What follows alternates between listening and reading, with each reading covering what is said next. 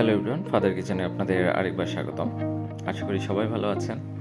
দোয়া করি সবাই সবসময় ভালো থাকেন। আজকে আমি রান্না করব রুই মাছের পাতলা ঝোল আলু এবং পটল দিয়ে। এই জন্য আমি রুই মাছটাকে প্রথমে ভালো করে ভেজে নেব এবং ভালো করে ভেজে নেওয়ার জন্য প্রথমে আমি রুই মাছটাকে হলুদ, লবণ এবং মরিচ দিয়ে ভালো করে মেখে নেব। রুই মাছটা মাখানো শেষ হয়ে গেলে একটা পাত্রে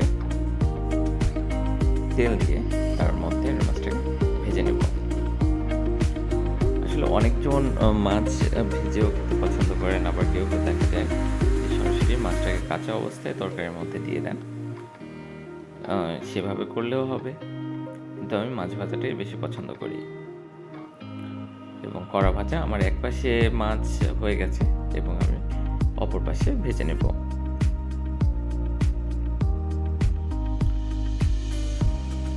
মাছটা কড়া ভাজাটা তরকারির সাথে দিলে আমার ভালো লাগে, এই কারণে মাছটাকে কড়া ভেজে নিই। আপনারা চাইলে আপনাদের পছন্দ মতো করেও মাছটাকে ভেজে নিতে পারেন। আমার মাছ ভাজা শেষ, এখন আমি মাছটাকে উঠিয়ে নেব।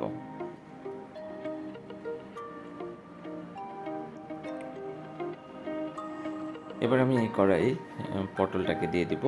পটলটা ভালো করে ভেজে নেব এবং পটলের মধ্যে হালকা একটু হলুদ দিয়ে দিব, যাতে পটলের কালারটা ভালো থাকে। এবং পটলটা অনেকক্ষণ ধরে ভাজতে হয়, যাতে পটলের ভিতরের যে পানিটা আছে সেটা চলে যায়। আমার পটল ভাজি শেষ, এবার আমি পটলটাকে উঠিয়ে নেব।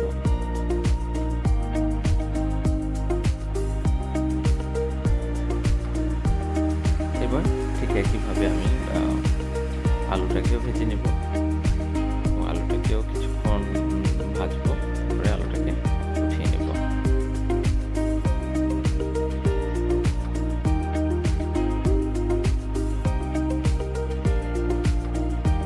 এবার পাত্রে তেল দিয়ে তার মধ্যে আমি ফোড়ন দিয়ে নিব। ফোড়ন হিসেবে ব্যবহার করেছি জিরা এবং কালো জিরা, এবং তার মধ্যে পেঁয়াজ দিয়ে এবং মরিচ দিয়ে ভালো করে ভেজে নেব। ব্রাউন কালার হওয়া পর্যন্ত পেঁয়াজটাকে ভাজতে থাকবো। আমার পেঁয়াজটা ভাজা হয়ে গেছে এবং তার মধ্যে আমি পেস্ট, যে পেঁয়াজ এবং আদা এবং রসুনের পেস্ট আছে সেটা একসাথে করে নিয়েছি, সেটা দিয়ে দিব। এবং তার মধ্যে অল্প একটু পানি দিয়ে দেবো, যাতে ভিতর পুড়ে না যায়, এবং কষানোর জন্য পানিটা দরকার। মশলা কষানোর কারণ এটাই, যাতে পেঁয়াজের যে কাঁচা গন্ধটা আছে সেটা যাতে চলে যায়। আমার কষানো হয়ে যাওয়ার পরে আমি এর মধ্যে ভেজে রাখা আলু এবং পটলটা দিয়ে দেবো এবং এটাও কিছুক্ষণ ভেজে নিব। ভেজে নিয়ে আমি দমে দিয়ে দিব, যাতে মশলার যে ফ্লেভারটা আছে আলু এবং পটলের মধ্যে চলে আসে। আমার দম দেওয়া শেষ, অনেক সুন্দরভাবে দম নিয়েছে। এবার এর মধ্যে আমি ঝোল অ্যাড করে দেব। সবাই সবার প্রয়োজন মতো ঝোল অ্যাড করে নেবেন, কে কতটুকু খেতে চান। যেহেতু আজকে আমি ঝোল তরকারি খাবো, সেক্ষেত্রে আমি একটু পানিটা বেশি দিয়ে নিয়েছি। এবার আমি ঢাকনা দিয়ে দেবো। দেখা যাচ্ছে আমার তরকারিটা হয়ে গেছে, আলু এবং পটল সুন্দরভাবে সিদ্ধ হয়ে গেছে। এর মধ্যে আমি আমার ভেজে রাখা মাছগুলোকে দিয়ে দিব। ভেজে রাখা মাছগুলোকে দিলে যেটা হয়, ফ্লেভারটা, মাছের যে গন্ধটা আছে সেটা তরকারির মধ্যে চলে যায় এবং তরকারির যে স্মেলটা আছে সেটা মাছের মধ্যে চলে আসে। আমার তরকারি অনেক সুন্দরভাবে রান্না হয়ে গেছে।